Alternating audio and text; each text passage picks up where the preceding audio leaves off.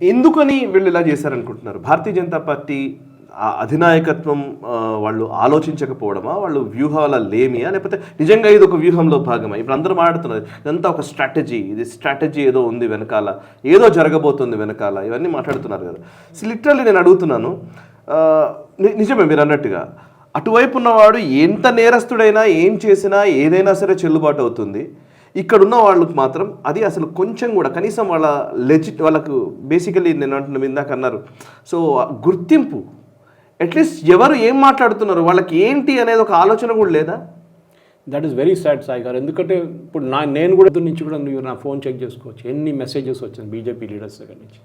సురేష్ గారు కొంచెం క్వైట్గా ఉండండి, ఇప్పుడు ఏం చేయకండి, this is a part of the bigger strategy మీరు చెప్పినట్టు.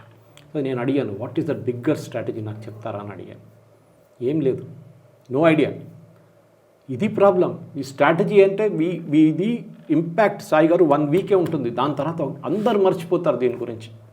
కానీ they will remember one thing, how you surrendered. ఇప్పుడు ఎట్లయిపోయిందంటే ఒక ఆర్డినరీ పర్సన్ జెన్యున్ ఒక అబ్బాయికి అమ్మాయికి ఇక్కడ ఫీజు రియంబర్స్మెంట్ రాలేదు తెలంగాణ కాలేజెస్లో, ఇంజనీరింగ్ కాలేజ్లో ₹1,00,00,000 ఎన్ని ఐ థింక్ 100 or 1,000 crores దాకా రావాలి. వాళ్ళ సర్టిఫికెట్స్ ఉంచుకున్నారు గవర్నమెంట్, కాలేజెస్ ఇవ్వట్లేదు. సో అక్కడున్న ప్రొఫెసర్ శాలరీ 50% కట్ చేసేసారు, ఎందుకంటే రియంబర్స్మెంట్ రాలేదని చెప్పేసి. ఎవరైనా ఇక్కడ ఎడ్యుకేషన్ డిపార్ట్మెంట్ రాజీనామా అడిగారా? మినిస్టర్ రాజీనామా అడిగారా తెలంగాణలో? ఇక్కడ మీరు ఎవరైనా ధర్నా చేశారా?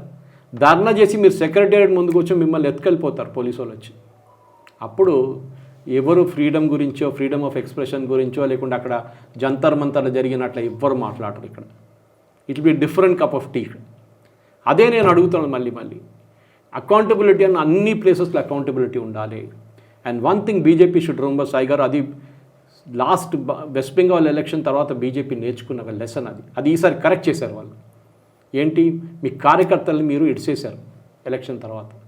230 మంది చనిపోయారు, టీఎంసీ గుండాలు చంపేశారు. అది మోదీ గారు చెప్పారు, నేను చెప్పట్లేదు ఆ ఫిగర్. ఏం చేశారు ఈసారి? This time they bought in central forces and set central forces 6 నెలల ముందు ఉంటుంది, 3 నెలల తర్వాత ఉంటుంది ఎలక్షన్ అయినాక. బీజేపీ నెవర్ గెస్ దట్ వాళ్ళు ఇంత పెద్ద మార్జిన్తో గెలుస్తారని. డిఫరెన్స్ చూడండి సాయి గారు. ఈసారి ఎంతమంది చనిపోయారు? 2 or 3 పోస్ట్ పోల్ వైలెన్స్. అందువల్ల వెస్ట్ బెంగాల్లో post poll violence big thing.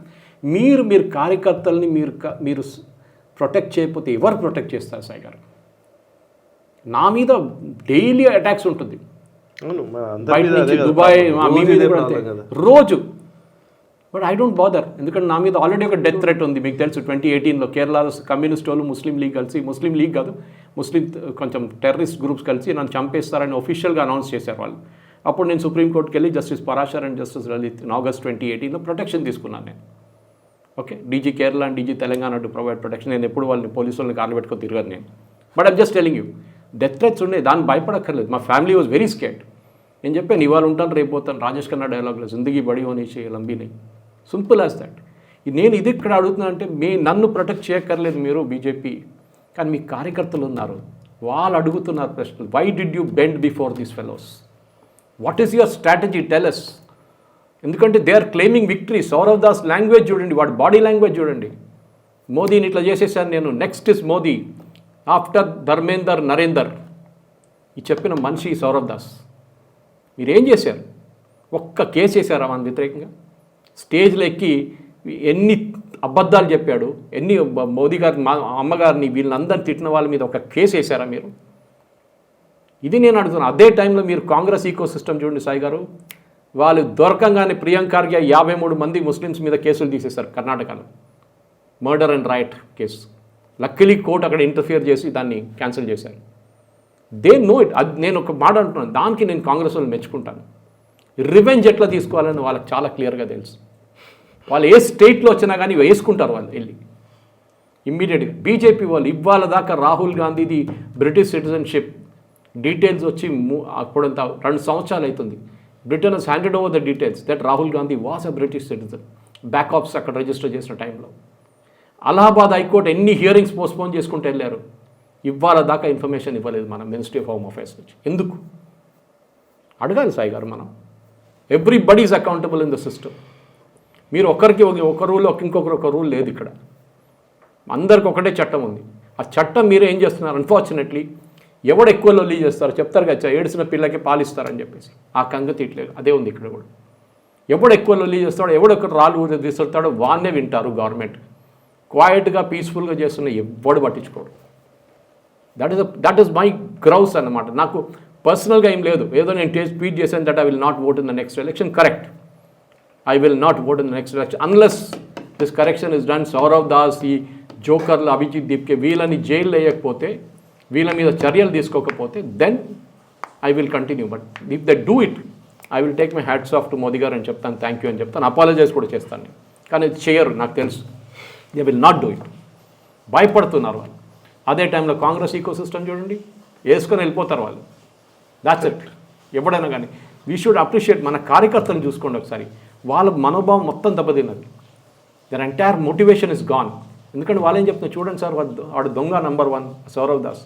వాని ఇంత ప్రామినెన్స్ ఇచ్చి మినిస్టర్లు తీసుకొచ్చి ఛాయ్ కూర్చోబెట్టి కాన్స్టిట్యూషన్ క్లబ్లో ప్రెస్ కాన్ఫరెన్స్ చేస్తున్నారు సార్. మేమేం చెప్పాలి సార్?